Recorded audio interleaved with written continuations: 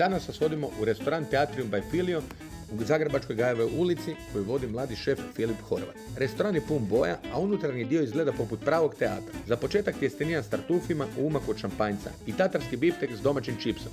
Krumpir je rezan na tanke ploškice i spržen bolje od gotovo svakog čipsa iz dućana. Današnji gost David Skoko, jedan od najpoznatijih hrvatskih šefova.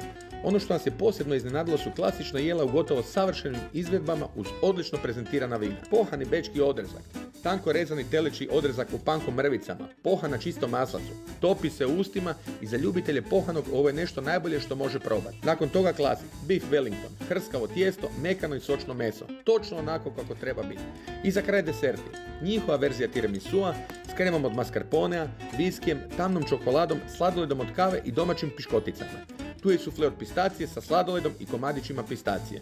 Sve u svemu, David Skoko i ja smo bili oduševljeni svime što smo probali, a pohano na maslacu pamtit ćemo još dugo vremena.